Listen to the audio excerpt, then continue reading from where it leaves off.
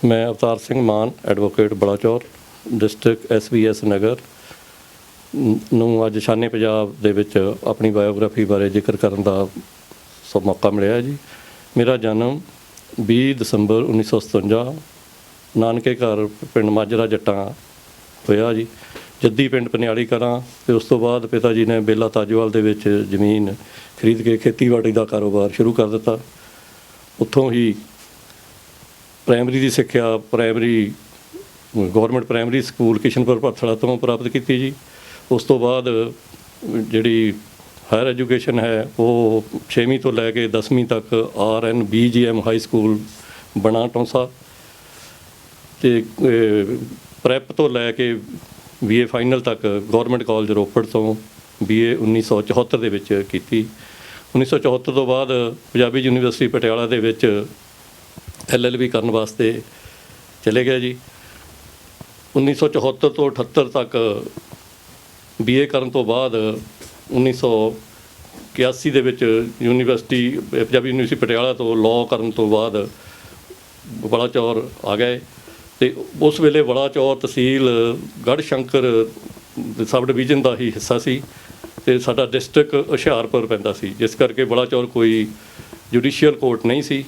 ਅਤੇ ਬਲਾਚੌਰ ਦਾ judicial work ਸਾਰਾ ਗੜ੍ਹਸ਼ੰਕਰ ਹੀ ਹੋ ਰਿਹਾ ਸੀ।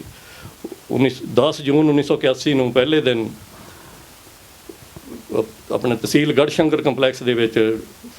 RS ਗਿੱਲ ਐਡਵੋਕੇਟ ਸਾਹਿਬ ਦੇ ਨਾਲ, ਜੋ ਸੀਨੀਅਰ ਵਕੀਲ ਸੀਗੇ ਗੜ੍ਹਸ਼ੰਕਰ ਦੇ, ਸਰਦਾਰ ਕੇਹਰ ਸਿੰਘ ਗਿੱਲ ਉਹਨਾਂ ਦੇ ਲੜਕੇ ਸੀ, ਉਹਨਾਂ ਦੇ ਨਾਲ ਬਤੌਰ ਪ੍ਰੈਕਟਿਸ ਜੁਆਇਨ ਕੀਤਾ ਅਤੇ 2-2.5 ਸਾਲ ਦੀ ਸਿੱਖਿਆ ਪ੍ਰਾਪਤ ਕੀਤੀ ਉਹਨਾਂ ਦੇ ਕੋਲੋਂ ਪ੍ਰੈਕਟਿਸ ਇਸ ਮਾਮਲੇ ਦੇ ਵਿੱਚ। ਫਿਰ ਮੈਨੂੰ ਉਹਨਾਂ ਨੇ ਆਪ ਹੀ ਕਿਹਾ ਕਿ ਤੁਸੀਂ ਹੁਣ ਫੌਜਦਾਰੀ ਦਾ ਕੰਮ ਤਾਂ ਜੋ ਸਿੱਖਣਾ ਸੀ ਸਿੱਖ ਲਿਆ ਹੈ, ਇੱਥੇ ਦੀਵਾਨੀ ਕੰਮ ਦਾ ਵੀ ਬਹੁਤ ਸਾਨੂੰ ਆਉਂਦਾ ਹੈ, ਆਉਣਾ ਜਾਣਾ ਕਚਹਿਰੀਆਂ ਦੇ ਵਿੱਚ ਆਉਂਦਾ ਹੈ। ਜ਼ਮੀਨਾਂ ਜਾਇਦਾਦਾਂ ਦੇ ਝਗੜੇ ਆ, ਦੀਵਾਨੀ ਕਾਨੂੰਨ ਪੜ੍ਹੇ ਬਿਨਾਂ ਜਾਂ ਉਹਦੀ ਪ੍ਰੈਕਟਿਸ ਕਰੇ ਬਿਨਾਂ ਇੱਥੇ ਮੁਸ਼ਕਿਲ ਹੈ ਪ੍ਰੈਕਟਿਸ ਕਰਨੀ। ਫਿਰ ਸ਼੍ਰੀ ਰਮੇਸ਼ ਚੰਦਰ ਗੌੜ ਸੀਨੀਅਰ ਐਡਵੋਕੇਟ ਗੜ੍ਹਸ਼ੰਕਰ ਸੀ ਜੋ ਉਸ ਵੇਲੇ, ਉਹਨਾਂ ਦੇ ਨਾਲ 2-2.5 ਸਾਲ ਦੀਵਾਨੀ ਬਾਰੇ ਮਹਾਰਤ ਸਿੱਖੀ ਜੀ, ਉਹਨਾਂ ਦੇ ਕੋਲੋਂ ਸਿੱਖਿਆ ਪ੍ਰਾਪਤ ਕਰੀ। 1986 ਦੇ ਵਿੱਚ ਇੰਡੀਪੈਂਡੈਂਟ ਕੰਮ ਸ਼ੁਰੂ ਕਰ ਦਿੱਤਾ। 3-4 ਸਾਲ ਸ਼੍ਰੀ ਰਾਮ ਕਾਸ਼ਨ ਕਟਾਰੀਆ ਜੀ ਸਾਬਕਾ MLA ਹੈ, ਉਹ ਵੀ ਗੜ੍ਹਸ਼ੰਕਰ ਹੀ ਵਕਾਲਤ ਕਰਦੇ ਸਨ, ਦੋਨਾਂ ਨੇ ਜੁਆਇੰਟ ਪ੍ਰੈਕਟਿਸ ਅਸੀਂ ਕੀਤੀ। ਫਿਰ ਉਹ ਰਾਜਨੀਤੀ ਦੇ ਵਿੱਚ ਸਰਗਰਮ ਹੋਣ ਦੇ ਕਰਕੇ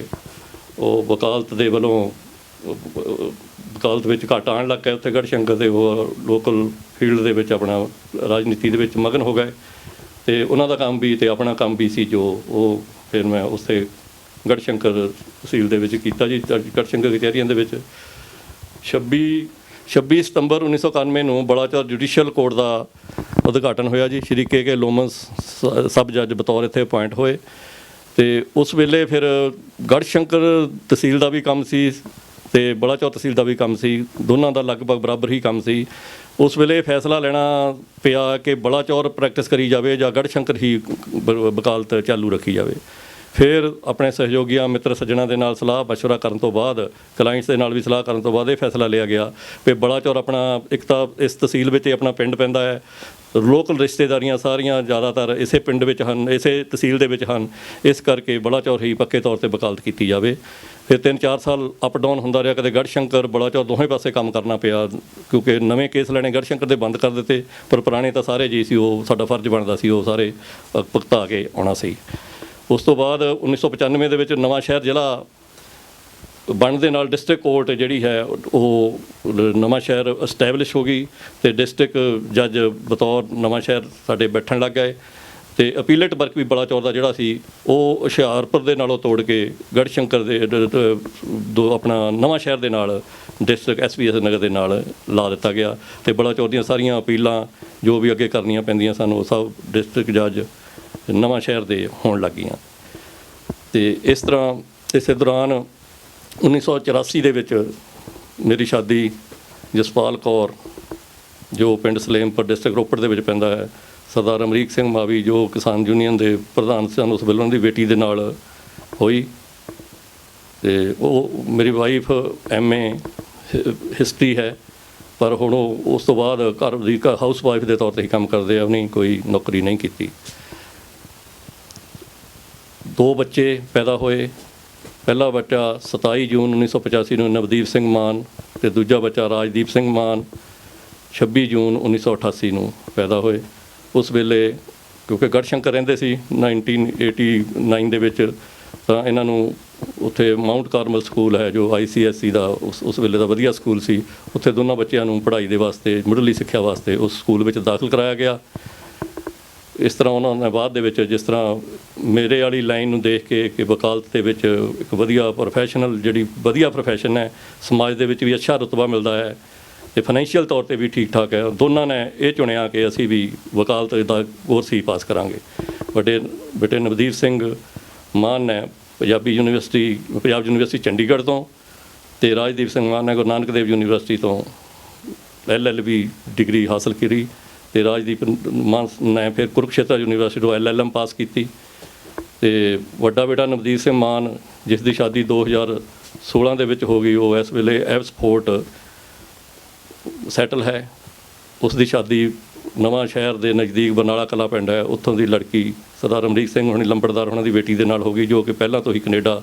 ਰਹਿੰਦੇ ਸਨ। ਸ਼ਾਦੀ ਤੋਂ ਬਾਅਦ ਨਵਦੀਪ ਸਿੰਘ ਮਾਨ ਐਬਸਫੋਰਟ ਕੈਨੇਡਾ ਰਹਿ ਰਿਹਾ ਹੈ, ਅਤੇ ਛੋਟਾ ਬੇਟਾ ਰਾਜਦੀਪ ਸਿੰਘ ਮਾਨ ਉਹ ਮੇਰੇ ਨਾਲ ਹੀ ਬਤੌਰ ਪ੍ਰੈਕਟਿਸ ਵਕਾਲਤ ਨਵਾਂ ਸ਼ਹਿਰ ਅਤੇ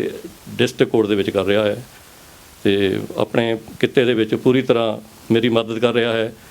ਬਲਕਿ ਮੈਂ ਤਾਂ ਇਹ ਕਹੂੰਗਾ, ਮੈਂ ਹੁਣ ਉਹਨੂੰ ਗਾਈਡੈਂਸ ਦੇ ਰਿਹਾ ਹਾਂ ਅਤੇ ਖੁਦ ਉਹ ਆਪਣੇ ਇੰਡੀਪੈਂਡੈਂਟ ਤੌਰ ਦੇ ਉੱਤੇ ਸਾਰਾ ਕੰਮ ਚਲਾ ਰਿਹਾ ਹੈ। ਜਿੱਥੇ ਮੇਰੀ ਸਲਾਹ ਮਸ਼ਵਰੇ ਦੀ ਲੋੜ ਪੈਂਦੀ ਹੈ, ਮੈਂ ਹਰ ਵੇਲੇ ਉਹਨੂੰ ਸਲਾਹ ਦਿੰਦਾ ਹਾਂ, ਅਤੇ ਹਰ ਗੱਲ ਪੁੱਛ ਕੇ ਸਲਾਹ ਕਰਕੇ ਬੜੇ ਵਧੀਆ ਢੰਗ ਨਾਲ ਆਪਣੇ ਕਿੱਤੇ ਦੇ ਵਿੱਚ ਸਾਡੇ ਪੁਰਾਣੇ ਮਿੱਤਰਾਂ ਦੋਸਤਾਂ ਅਤੇ ਹੋਰ ਰਿਸ਼ਤੇਦਾਰਾਂ ਕਲਾਇੰਟਾਂ ਦੇ ਨਾਲ ਪੂਰੀ ਉਹਨਾਂ ਦੀ ਜੋ ਉਹਨਾਂ ਦਾ ਸੋਚ ਹੈ ਉਹ 'ਤੇ ਪੂਰਾ ਉਤਰ ਰਿਹਾ ਹੈ, ਅਤੇ ਇਸ ਗੱਲ ਦੀ ਬੜੀ ਸੰਤੁਸ਼ਟੀ ਹੈ ਮੈਨੂੰ। ਅਤੇ ਸੋ ਇਸੇ ਤਰ੍ਹਾਂ ਪਰਮਾਤਮਾ ਨੇ ਜੋ ਵੀ ਬਖਸ਼ਿਆ ਹੈ, ਪਰਮਾਤਮਾ ਨੇ ਜੋ ਇੰਨਾ ਮਾਣ ਸਤਿਕਾਰ ਸਮਾਜ ਦੇ ਵਿੱਚ ਵਰਤਿਆ ਹੈ, ਮੈਂ ਕਹਿੰਦਾ ਪਰਮਾਤਮਾ ਹਰ ਇੱਕ ਨੂੰ, ਸਾਡੇ ਮਿੱਤਰਾਂ ਸੱਜਣਾਂ ਨੂੰ, ਸਹਿਯੋਗੀਆਂ ਨੂੰ, ਸਾਰਿਆਂ ਨੂੰ ਇਹੋ ਜਿਹਾ ਮਾਣ ਬਖਸ਼ੇ, ਖੁਸ਼ੀ ਜ਼ਿੰਦਗੀ ਪ੍ਰਸੰਨਤਾ ਵਾਲੀ ਬਿਤਾਵੇ। ਅਤੇ ਨਾਲ ਹੀ ਮੈਂ ਧਾਰਮਿਕ ਤੌਰ ਦੇ ਉੱਤੇ ਜ਼ਰੂਰ ਦੱਸਣਾ ਚਾਹਾਂ ਕਿ ਸੰਤ ਬਾਬਾ ਮਾਨ ਸਿੰਘ ਜੀ ਬਲਾਚੌਰ ਗੁਰਦੁਆਰਾ ਹੈ, ਡੇਰਾ ਨਿਲਮਰਗੜ੍ਹ, ਅਤੇ ਇਹਨਾਂ ਤੋਂ ਪਹਿਲਾਂ ਬਾਬਾ ਤਾਰਾ ਸਿੰਘ ਜੀ ਹੁੰਦੇ ਸਨ, ਅਤੇ ਇੱਥੇ ਉਹਨਾਂ ਦੀ ਪ੍ਰੇਰਨਾ ਸਦਕਾ ਧਾਰਮਿਕ ਕੰਮਾਂ ਦੇ ਵਿੱਚ ਵੀ ਪੂਰੀ ਰੁਚੀ ਲਈਦੀ ਹੈ, ਅਤੇ ਸਵੇਰੇ ਸ਼ਾਮ ਗੁਰਦੁਆਰਾ ਸਾਹਿਬ ਮੱਥਾ ਟੇਕਣ ਤੋਂ ਬਿਨਾਂ ਕੋਈ ਕੰਮ ਵੀ ਕਰਨਾ ਅਧੂਰਾ ਲੱਗਦਾ ਹੈ। ਹੁਣ ਤਾਂ ਰੂਟੀਨ ਇਹ ਬਣ ਗਈ ਹੈ ਵੀ ਜੇ ਸਵੇਰੇ ਉੱਠ ਕੇ ਗੁਰਦੁਆਰਾ ਸਾਹਿਬ ਨਾ ਜਾਇਆ ਜਾਵੇ ਤਾਂ ਸਾਰਾ ਦਿਨ ਇਹ ਲੱਗਦਾ ਹੈ ਕਿ ਜਿਸ ਤਰ੍ਹਾਂ ਕੁਝ ਖਾਧਾ ਨਹੀਂ ਹੁੰਦਾ, ਕਿ ਸੰਤੁਸ਼ਟੀ ਨਹੀਂ ਹੁੰਦੀ